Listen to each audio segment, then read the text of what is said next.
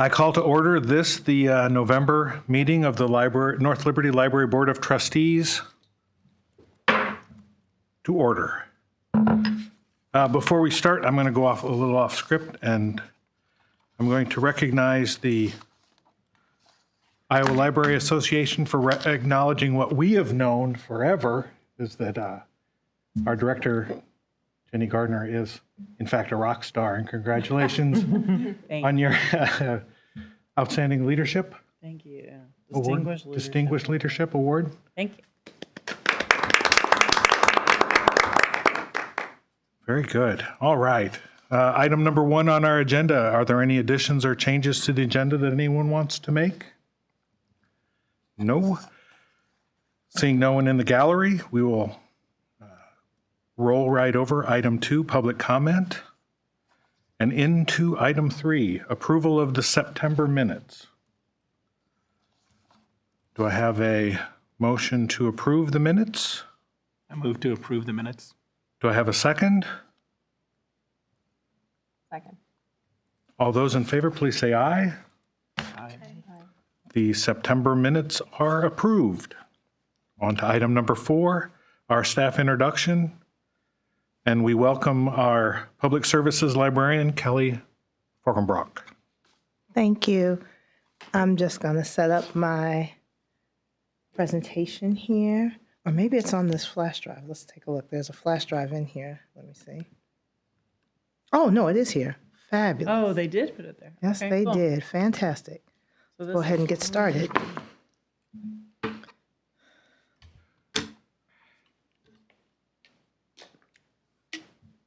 Okay. And we will start the slide.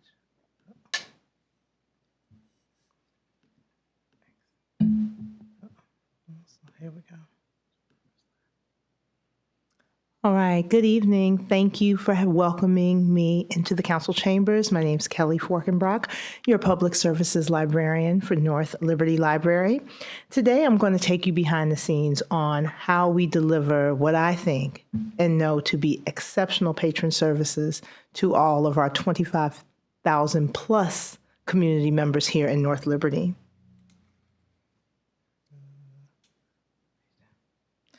Here's a quick look at the agenda. First, we'll start by defining exactly what patron services is. We'll talk about how patron services begins, and that's in training from onboarding. And then we'll talk about what it looks like in action. At the end, there will be time for any questions, comments, or concerns, and I will be more than willing to address them all. So to begin with, let's define what patron services is as our library sees it. Patron services is the ongoing practices of delivering exceptional care and consideration to every person who engages our library, whether it's the friendly face of a local resident we see almost every day, or a visitor passing through our community for business or leisure, or even if it's a phone call, email, or social media comment reaching out to us. We see all of these voices equally important and equally served. Our approach to patron services aligns with 2 important standards: our own library's mission and the American Library Association's Code of Ethics. Our mission speaks very clearly to what we aim to do every single day. North Liberty Library is a place to be, connect, enrich, create, and thrive. Anything less than optimal service to our visitors stands in the way of being the welcoming and inclusive beacon of community that our library is. As stated in the first principle of the Code of Ethics, again, by the American Library Association, and quote, "We provide the highest level of service to all library users through appropriate and usefully organized resources, equitable service policies, equitable access, and accurate, unbiased, and courteous responses to all requests." Resources, policies, equitable access, and courteous response. These are the tools that fuel the these tools are the fuel that ignite exceptional patron service that our library is known for providing for over 40 years. And it all begins with training. What you'll see here to the right is a screenshot of the page 2, or the first page of our onboarding manual.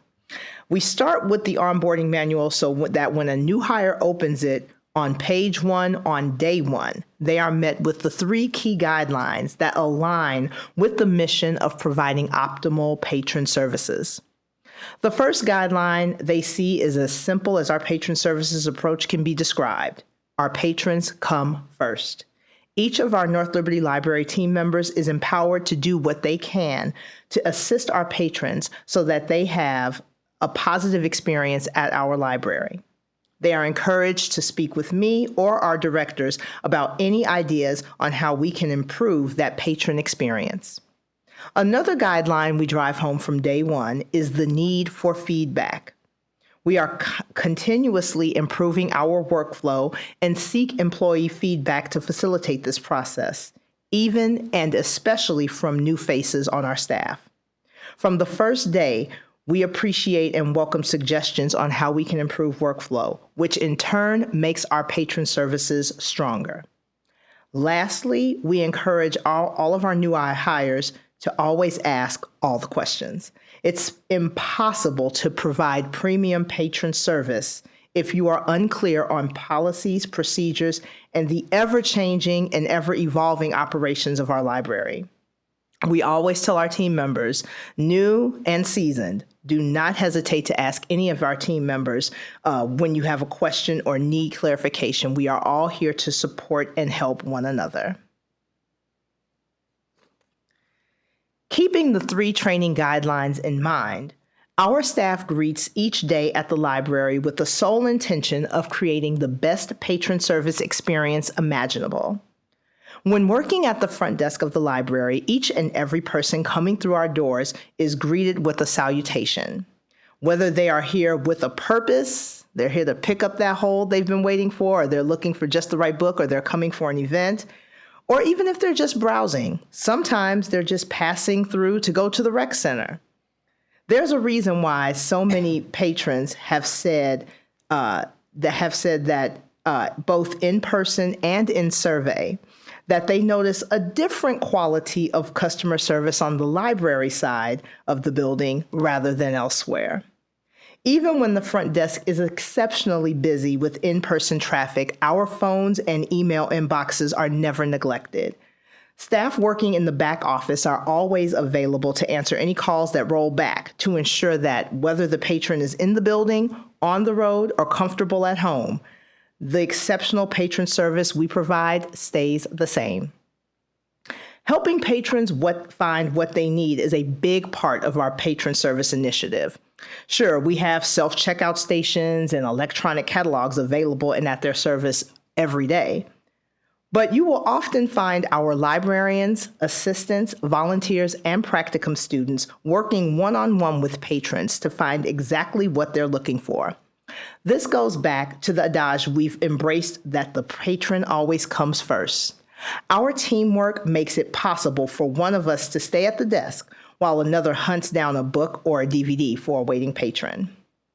Now, all that said, we know that not every day will be sunshine and rainbows. Working with the public means understanding that there may be times when you are not greeted with a smile every day.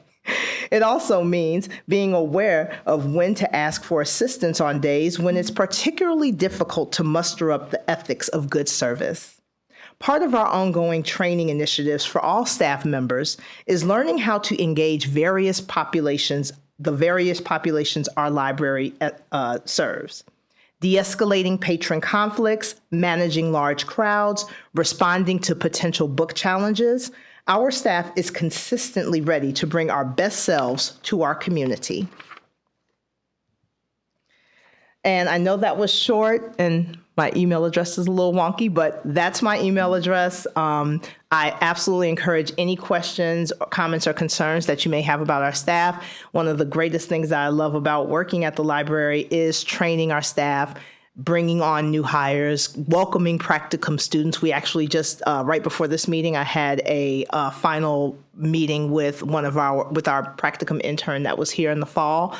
And it's just been wonderful just being able to bring new talent into the library and knowing that the number one thing we drive home again is our patrons come first.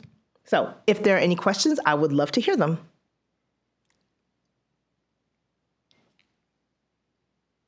Hearing none, you can run away. Yes, you can run away. Thank you very much. That was All right, thank you. Thanks, Kelly. Thank you, Kelly. All right. Moving on to item 5, reports from the director. All right. So budget report, we are sitting really well right now. The average this time of year is 33%, and we are at 32. I have a mantra that I say, Kara, every time we're here, and that is we front load some of our accounts. So like our ebooks, we pay upfront. Some of the things that we buy our databases. So sometimes the numbers look a little wonky if you look in a little deeper into some of the budget lines. But overall, we are in really good shape. So you'll see like contractual services and the utilities and things that are up a little bit more where some of those things land. Did anyone have any questions about the budget? I did just work today on FY26, and we have our meeting in December, so I'll have more to tell you then about that budget. Hearing nothing? No? Yep. All right. Let's carry on. Moving on. We just installed our hearing loops in the meeting rooms. As they will have, I don't know if they have hearing loops in this building, but I know we have hearing loops coming into the new facility that'll be out at Liberty Center, the amphitheater that's going in. We'll have those help folks who have hearing devices hear better within the meeting rooms as long as they're able to tune in. We did not know, it was really great. We got also a mat that's in front of one of our circulation stations now. And the first day it was in, we had a patron who has some hearing difficulties come, and we have a little microphone, and he couldn't hear, and they asked him to come stand on the mat, and they talked to him, and he could hear them, and it was really cool to see that it actually worked. And then we have 2 mobile devices as well. So those will be nice additions as we move toward more access points, accessibility. Kelly wrote the grant to do that, a $10,000 grant, and then Jennifer's been researching and working on the hearing loops for a few years, so we're really excited to have them in place now. That's really interesting technology. Yeah, it's very cool. We have started working on some of the safety measures in response to the response from our police with the active shooter training that we had earlier this year. 2 of the things one of them was something that we were told the first time they were there, and that is we need to get our building better communication tools. So that's slow going because it's going to be costly, but eventually we'll have hopefully some really nice sound system where we can make announcements. But for now, everybody on the team has walkie-talkies that they're going to be carrying with them, and we'll all have the same channel, both rec and library.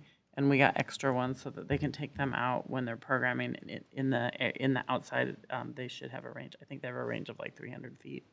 So they'll be able to use them over at Ranch House during the summer while they're doing summer lunch and things like that. And we've talked about having a different channel for the library staff, but I think we're going to just take it slow and see how they go for now. And then we've begun locking the workroom door. So it's a badge only now. It's a little bit getting used to so like people like Scott, who's coming in to volunteer, we have to let them into the back, but so far it hasn't been, I think it's been pretty smooth. We did have one of our friends come to bring cookies to the library staff the other day, and the door was not shut all the way somehow. And so he breezed back, and Kayla is sort of like a football, she used to do she was in charge of like 100 students who did security for the football games. And so she said, I put on my security voice and went back there and was like, what are you doing back here? He texted me and he's like, I forget that not everybody knows who I am. He was so excited to bring the cookies in. But so far those things are working, and we'll continue to work through the checklists of things that we're trying to put in place to secure the building. It's a tough building to secure with the size of it and making sure we have direct communication. I did want to talk, our copier is up for, the lease is not up for 2 more years, but we are looking at a review of that right now because I think I mentioned last time that we stopped, we stopped taking emails, print by email, just for privacy reasons and because of public records laws. We're not printing through emails. That's been fine for 99.9% of the people. We've had a couple of people that have been a little bit sad with us that we aren't able to offer that, but we're working through that, helping them and explaining what we can do to help them. That we haven't discontinued. You can still print. You just can't have us print for you. What's the protection for them? Right, So that exactly. their emails aren't Yes, exposed to the exactly. public. And we've tried to explain that, but some people are sad, a little bit sad with us, and have lots of reasons why it won't work for them. But but it's fine. We have help. We've been able to find different ways to help them so far. But what our goal is to have wireless printing from their devices. So if they bring in an iPad or a laptop or a phone, they can print straight from that. At this time, we can't do that. We have found that we have some auxiliary cords that we're able to do for some phones straight to the printer. And that's worked a couple times as a workaround, but it's not working for everything. So the goal is to find a method that will work that's not super, super costly up front. What we've found so far has been pretty costly, but I think we're getting closer. We've got a couple bids out there, so we'll see what we come up with. And if the printers have memory in them, that memory isn't discoverable Right. through. Okay. And well, I mean, it may be, but it takes the staff out of the equation. So we did have, and I actually don't have this in there, but we did have our first public record request through the library this last month, and it was for specifically my email and some specific words and from specific people. I don't even know where they are on getting that information to. We got complimented from the person making the request, who's not from this area, but who has made lots of requests to many, many libraries, all in the name of banned books. So as far as I know, we'll just directly hand him over the information that he wants at no charge or anything, as long as it takes less than I think it's an hour or a half hour. But he did compliment the city on their good practices and policies. So that was nice. And then just a lot more professional activity. As you guys know, I was in Seattle when the last meeting was supposed to be going on. That was my last in-person meeting for the Association for Rural and Small Libraries board. So that was a great meeting and always sad to kind of see them. I wanted to give you guys an update on the Lynn and Johnson County Library Staff Training Day. I think I mentioned last time that is the first time we've ever done a joint training like that with Lynn and Johnson together. We're going to be in Cedar Rapids on the 20th of February, so the library will be closed that day. We have author Shola Richards coming. He's amazing. If you don't know his work, I would highly recommend looking him up. We got to hear him at the Public Library Association conference, and we're able to all band together to be able to bring him here. He is also giving each person, I believe, a book and signing them when he comes, so that's pretty cool. And then we'll go back to the library for breakout sessions that the staff are going to help plan. And we think there'll be about 6 breakout sessions over a couple hours. My friend Shemichael Holman just finished his book and got it published in October. It's called Meet Me at the Library. So I asked him if he would be willing to present a breakout session. So I'll be doing kind of moderating a breakout session with him for one of them. We do have about 200 library staff members we hope will be there.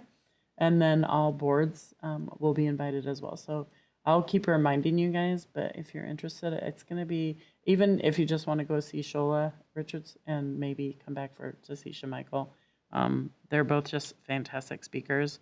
Shemichael also has a TED Talk that you guys can check out if you would like. He is absolutely wonderful. He texted me today and he wants me to do another training with him, so I'm excited about that. Any time I have a chance to work with him is pretty thrilling for me. Then I had a link for you guys. The Daily Iowan called and asked if they could do an article on my leadership award. So that was in the paper last week or online. They don't print many of them anymore. And then I participated in the State Library, a webinar called Library Horizons, which was basically just giving an update about what we learned at the Association for Rural and Small Libraries conference. So that was a lot of fun. I recorded another podcast called Bridging Divides in Libraries that actually was recorded with my friend Michael with ALA, our library leadership group, and then was a guest on a podcast for the ALA, which is called Small Libraries, Big Ideas, about rural libraries and the work we're doing. And then, as you know, Ben Green was here last week. Most of our staff was able to attend him. We had one person out sick, but I think almost everybody else was able to go that day. We had a couple of staff who opted not to go, so they stayed back and manned the library while we were there. He was fantastic. And then we had about 31 people for his event in the evening, which was really, really good. And then I don't think I mentioned it yet, but I got invited by the Iowa City Public Library staff to do a training for them on trust and candor in the workplace in December. So I am going to be doing a training for their 75 staff members, which should be a lot of fun. And then I got invited in Burlington, Iowa, to go present with Shemichael in March. So lots of fun presentations coming up in ways that we get to help spread the cool things that we do in North Liberty and to other people, and to share some of those insights. There's my public library, not printing anymore, for those of you who didn't know about that, and the concerns behind it. Just looking at those ways how we can do this. And this was something that we talked over quite a bit with our city attorney before we made this. We knew that it was an issue. We'd done it during COVID to kind of help people out, and then just kind of kept doing it while we were trying to find a solution. And then finally Grant said, "You're not being mean because you're not printing in that way. You're still offering printing. So stop doing it." So we did. The Friends Cookie Walk is coming up on December 7th, so in a couple of weeks, so fast, not even 2 full weeks. Anyone who bakes or knows people who bake, please consider donating cookies. We ask that you bring them in the night before on Friday, if possible, from 8 to 5, if you're able to. Encourage all your friends. We did not get nearly as many donations last year as we normally do. They still made about $1,000 last year in cookies, so that is one of our biggest fundraisers. It's like 3 hours out of their day, and the cookies are almost always sold out by noon. So if you can't bring them in on Friday, they can always come in on Thursday as well. They basically just have to come on a plate or something that we can throw away or recycle at the end of the day. Or if you want an item returned, just put your name on it. They don't have to be prepackaged or anything. We take care of all that the Friends take care of all of that. And that is my very short report today. I will say, just for fun, which I didn't include in here, the numbers, and I'll probably have Andrew do a graph for you guys, or maybe Chris next time.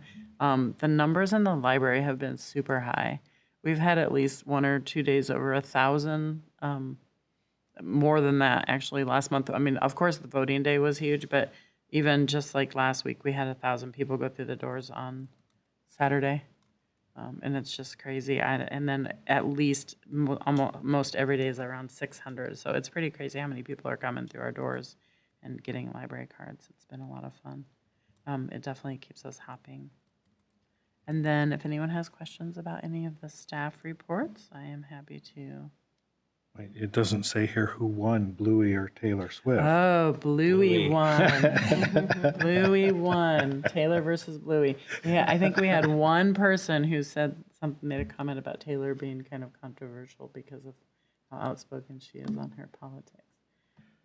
Just one person. But Bluey ended up winning, and they said that there was a little girl who went to Taylor and held her hands and said that it's okay, we can't always all win, and gave her a big hug. I saw that picture. Yes. So, question for you on that high circulation of or high number of people coming through the doors. When you're counting those, is it people actually walking through the physical doors or going into the library area? We or how have do you track? counts on both sides. We have 2 counters, so both ends count and track. And yeah, it's a pretty good. It's pretty solid. Chris tells us it's a fairly solid method. The only time, like if you got a parent carrying a child, things like that, it might not pick everybody up. But it tracks from both ends. Interesting. And then Okay. Chris, So as every long as Monday they're morning, walking I get a through the- report sent to me with the numbers on it. And then he can actually run other reports for me too. And it shows like a heat map of when's the hottest times during the day, or most busiest times and things like that. So if we want to bump your numbers, we should just. Go in and out, yeah. Every time I pick up the kids from Rexter's, I Yep. should walk through the library. And a lot of people, and we know that some of those numbers are definitely people just walking through. But we also know like voting day, I mean, we had like probably 4 people get library cards just because they were in to vote for early great. voting, which was really cool. So we know that there's also that. We're picking up extra patrons that we might not otherwise see if they weren't cutting through. Yeah, no, that's great. I think Melanie's just finishing the community impact report, so you'll see that next month as well. Any other questions about that? I would note Andrew's statistics if you take a look at them. The Brooklyn Public Library is doing a library card holder sign up study, and we've been involved in that from the beginning. I'm on the working group for that, and it's been really interesting. And Andrew sat in on one of those meetings because they wanted us to kind of try to show what the loss rate looks like for having the level of trust we have for library cards sign up and lost materials. So he has some good explanations. It took him a while to go through and figure out what he wanted to do with that chart, but it's pretty fascinating to see. Is the Brooklyn Public Library Brooklyn, New York Public Yes. Library? So I'm curious, with their new program with allowing high school students to Yeah. have access to their Libby, do you anticipate that that will impact, like there'll be a meaningful number of local kids who utilize that versus North Liberty, or do you think that'll have, I guess, will that impact anything at all locally? I don't think it'll touch us very much. I think most of the impact is urban. Yeah. A lot of urban libraries. There's even a few Canadian. I know there's some Canadian students utilizing that, and they've done some, discussions with them. And I could talk to their person who I've been working with. Her name is Amy. About that, she also helped lead that whole project. So I could get you some numbers if you're interested in seeing what their numbers are, but it won't impact us necessarily. No, you don't have to reach out to her. I just was more curious, like if you noticed, like if there were local kids who were using that on top of On top of ours. I don't know if we'd have. like I mean, if it would have any meaningful unless impact. they've tracked geographically, I don't know how much geography they've tracked on that. Yeah, just kind of sign up. interesting. I know they know the program. numbers, but yeah. Thanks. And then there's Seattle's also offering some of the similar. I think there's Chicago and Seattle are also working on that to give stretch it out even further. Interesting. Okay. That impact. Brooklyn's great. They've been doing a lot of really cool things. I know that on Wednesday, when I volunteer, I've talked to like 2 kids and I told them about this and how to take advantage of it. So, Oh, the Brooklyn. yeah. That's So great. There's at least some conversation going on about it in the That's library. pretty cool. All right. All right. Shall we move on? Sure. All right. Agenda item number 6, policy review. We have 3 policies to review this evening. Conduct policy, I mean, you can see some of the changes that we made are mainly just to clarify points. And as always, we're always looking for ways to make it more accessible or more friendly. So taking off things like the hygiene and other sense, it's not necessarily a concern. And that can also just be something that we look at individually where we would try to help someone if they had something going on. I mean, like, for instance, the teens have just been collecting bath products and hygiene products to give away to kids. They have bins full of them now, and it's really cool. So there's other ways we can address these things besides having a policy that precludes people from being in the library because of something like that. And then just shifting really just a matter of shifting things around. There's not a whole lot of change. And then rewording the way we have the obscene materials, It looks like I might need to do a little bit of editing to get the bullets right, but they should be together. Does anyone have questions about any of the changes or suggested changes? I don't. I move to adopt the library conduct policy as amended, as reflected in the board packet. All right. Do I have a second? I second. All those in favor, please say aye. Aye. All opposed, please say nay. Hearing none in the negative, the policy, library conduct is approved. Excellent. I don't think we had any suggested changes for the art policy at all. So that one is just a matter of just saying another year we're good unless somebody sees anything that you noticed that needed to be changed. It's always amazing to me that we find things every year. So not seeing anything is always good, especially Jen not seeing anything because she catches every thing.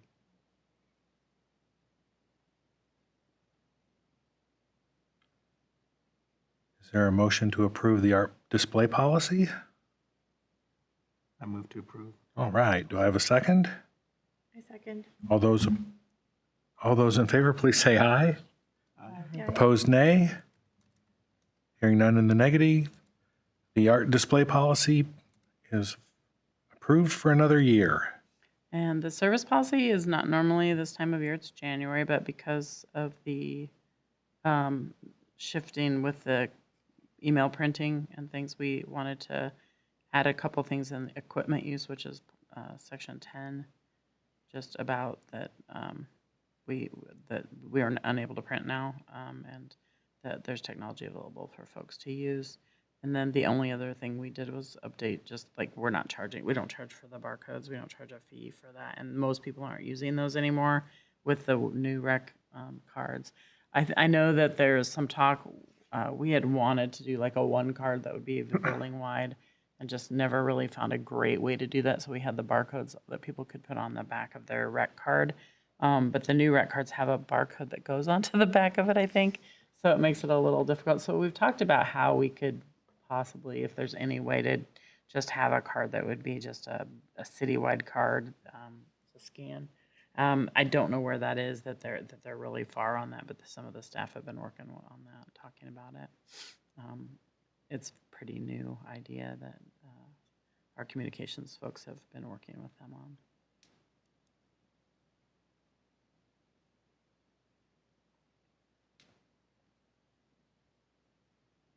And the card on the library app on the phone is very convenient as well. Yes. So I clicked on the URL in the purpose statement, and I'm getting a 404 error.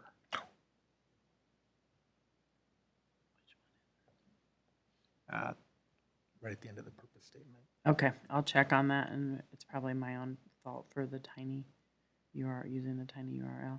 I'll probably link it straight to the Library Bill of Rights in that wording and just use the full link, and that probably will fix that, but I will make sure that I do that. Is there anything that needs to be added for the hearing loops?